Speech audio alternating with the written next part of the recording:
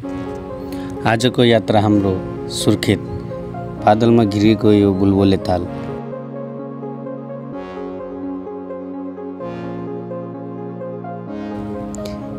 रातिका 11 बजे चाहिँ बौनियाबाट हामी निस्केका थियौँ अनि चाहिँ बिहान हामी बुलबुले तालको लागि सुर्खेत पुग्यौँ। बुलबुले पुग्ने बित्तिकै हामीले बुलबुले तालको लागि टिकट किन्यौँ र बसलाई एन्ट्री गराउँ।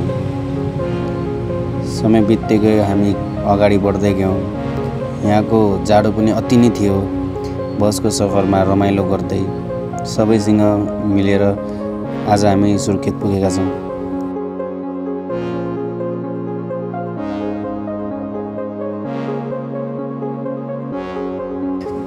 चाहिँ आकाशबाट हेर्दाखेरि बुलबुले ताल अनोखो लाग्छ। यस्तो लाइफको पहिलो एक्सपिरियन्स थियो मेरो, जुन मैले आफ्ना आँखाले देखेँ। चारैतिर हरियाली र बिचमा बुलबुले ताल र अनेक घर र विकसित भएको यो सिटी सुर्खेत मलाई धेरै नै मन पर्यो। चाहिँ पानीमा बोटिङ पनि खेलिरहेको थिएँ। धेरै हेर्दाखेरि कस्तो दामी लाग्ने है। आजको हाम्रो यो ब्लगमा हजुरहरूलाई म भन्न चाहन्छु कि सुर्खेतको यो ब्युटिफुल बुलबुले तालमा आउनु होला। अनि त्यसपछि हामी चाहिँ यहाँ देवती बज्जै मन्दिरमा पनि आएका थियौँ, जसमा मन्दिरको इन्टरफेस हेर्न सक्नुहुन्छ।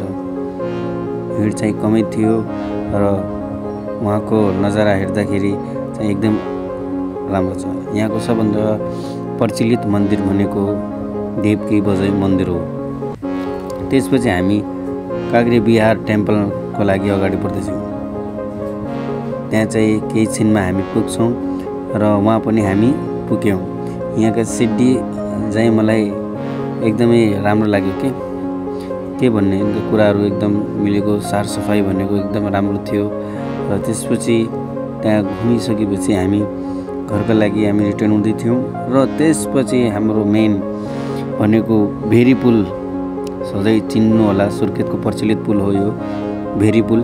यहाँ पनि हामीले उम्बिएर फोटोसोटो खिच्यौँ र यहाँको चिसो हावा पनि खायौँ।